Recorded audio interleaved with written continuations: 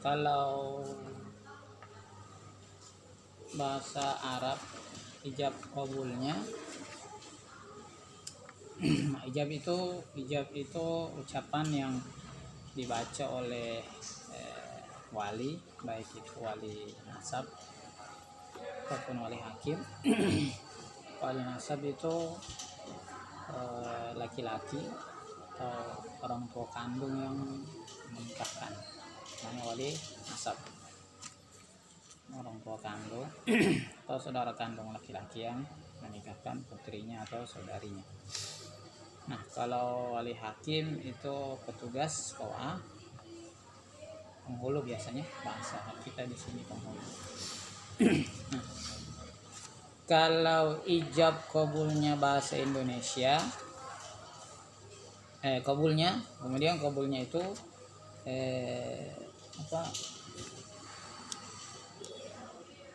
qabul itu jawaban atas ijab, penyerahan pernikahan tadi itu ijab, itu qabul. Ucapan yang dijawab dalam bentuk jawaban dari mempelai pria ketika menerima penyerahan perkawinan tadi, ijab. Ada dua macam, ada ijab kabul bahasa Indonesia, ada ijab kabul bahasa Arab. Yang afdal adalah berbahasa Arab. Kalau difahami semuanya, baik yang hadir maupun yang mengucapkan, atau yang mengucapkan memahami, yang hadir tidak semuanya paham. Arti memahami ini baik memahami secara terjemahan maupun memahami secara makna. Jadi kalau ada orang sebut itu ya contoh kalau bahasa Arab ya Husain bin Ali atau ya Muhammad bin Zain, angkahtuka wa zawajtuka ibnati Syarifah fulana binti fulan. Nah, kalau orang-orang yang hadir itu faham dan orang yang melaksanakan itu faham, maka dengan bahasa Arab lebih afdal. Tapi kalau tidak faham, maka dengan bahasa Indonesia. Cuman untuk memahami itu kan gampang, tinggal kalau mau afdal ya belajar 1 hari selesai. Lafaznya adalah kalau bahasa Arab misalnya kita mulai A'udzubillahi minasyaitonirrajim. Bismillahirrahmanirrahim. Astaghfirullahalazim. Alladzi la ilaha illa huwal hayyul qayyum wa atubu ilaih. Asyhadu an la ilaha illallah wa asyhadu anna Muhammadan abduhu wa rasuluh. Allahumma shalli ala sayyidina Muhammad wa ala ali sayyidina. Itu kalimat biasanya diawali dengan istighfar dan bacaan kalimat tauhid, syahadat dan seterusnya. Biasanya begitu. Kemudian ditambah alhamdulillah wassalatu wassalamu ala rasulillah sayyidina wa maulana Muhammad bin Abdullah wa alihi washabihi wa mawala amma ba'du. Tambah di situ. Nah, kalau tulisan kalimat auzubillahi minasyaitonirrajim bismillahirrahmanirrahim astaghfirullahalazim itu wali yang baca diikuti oleh calon mempelai pria dan semuanya yang hadir, disunahkan semuanya yang hadir mengikuti itu. Saksi maupun yang saksi yang 2 orang itu, saksi administrasi maupun saksi yang hadir situ. Tujuannya adalah untuk membersihkan jiwa supaya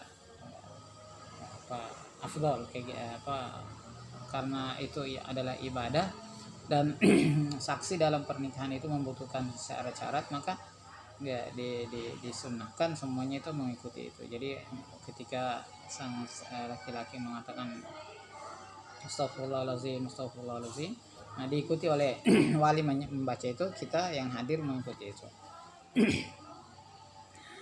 Kemudian termasuk yang calon mempelai pria. Kemudian lanjut alhamdulillah wassalatu wassalamu ala rasulillah sampai selesai.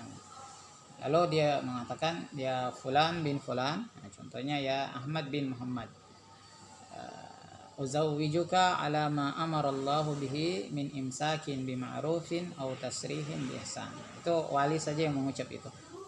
Ya Ahmad bin Muhammad, wahai Ahmad bin Muhammad, uzawwijuka, aku menikahkan engkau, ala ma amarallahu bihi, di atas sebuah prinsip perintah Allah Subhanahu wa taala dalam pernikahan itu, min imsakin bima'ruf, dengan merawatnya dengan baik, atau tasrihin bi ihsan, atau di kemudian hari dilepaskan, maka lepaskan dengan yang baik-baik.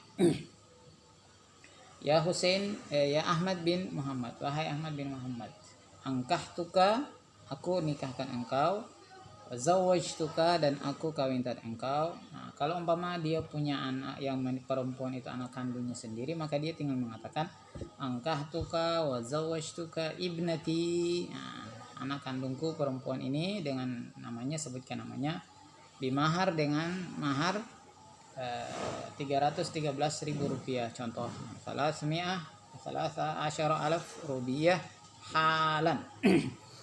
Setelah menyebut halan, langsung calon pria menjawab, qabiltu nikahaha wa tazwijaha bil mahril madhkur, aku terima nikah dan kawinnya serta maharnya tersebut.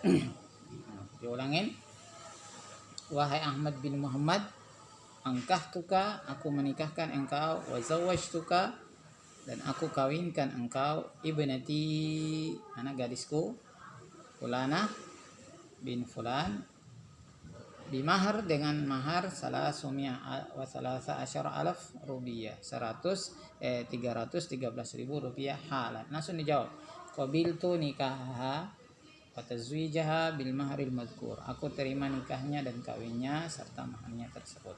Sudah selesai. Itu kalau ijab kabul diucapkan oleh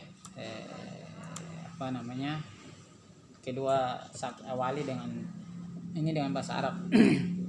Tapi kalau umpama dengan bahasa Indonesia, mungkin lebih memilih bahasa Indonesia contohnya, maka yang diganti itu adalah kalimat yang setelah kalimat uzawwijuka ala ma amarallahu bihi, itu diganti, dibawa di situ.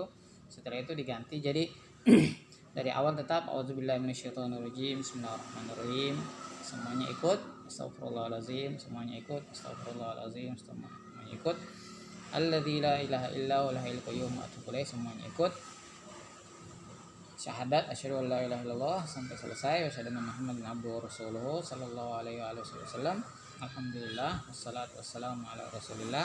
Teruskan, semuanya ikut. Si mempelai pria juga ikut. Kemudian bahasa Arab dulu, ya Muhammad bin Ahmad, uzawwijuka ala ma amarallahu bihi min imsakin bima'ruf aw tasrihin bi ihsan. Itu semuanya bahasa Arab. Setelah itu baru diganti dengan bahasa Indonesia. Wahai Muhammad bin Ahmad, aku nikahkan engkau dan aku kawinkan engkau dengan putri kandungku, sebutkan namanya, dan engkau menyerahkan mahar 313.000 rupiah tunai. Kemudian yang laki-lakinya menjawab, aku terima nikah dan kawinnya serta maharnya tersebut. Sudah selesai. Kalau mau ditambah lagi, aku terima nikah dan kawinnya serta maharnya tersebut tunai. Jadi itu ijab kabul. Nah, itu perlu diperhatikan. Kemudian setelah akad nikah itu, maka dua saksi ini menjawab. Jadi saat ijab kabul itu dua saksi juga harus memperhatikan lafaznya. Makanya dianjurkan saksi itu orang yang paham agama, supaya jangan tidak paham. Jangan sampai selesai ijab kabul ketika ditanya sah, saksi bilang kenapa? Nah, itu kan sah. Jadi saksi harus paham. Setelah itu saksi mengukuhkan, selesai, lalu selesai doa, kemudian penandatanganan berita acara. Setelahnya acara tergantung tuan rumah. Umpamanya setelah penandatanganan berita acara, kemudian dilanjutkan dengan penyerahan mahar. Nah, penyerahan mahar ini kadang-kadang kita kebablasan dalam memahami saksi ketika akad nikah dan saksi ketika penyerahan mahar. tidak disyariatkan di dalam Islam itu hukum, apalagi hukum nikah, tidak disyariatkan sama sekali penyerahan mahar harus disaksikan, itu tidak disyariatkan. Yang disaksikan oleh yang tugas utama dua saksi tadi itu hanya menyaksikan ijab kabul itu. Setelah itu selesai. Kadang-kadang kita itu kadang-kadang sampai saksi itu diantar ke dalam kamar pribadi yang milik suami istri itu. Nah, dan saksi itu kadang-kadang bukan muhrim malah, bukan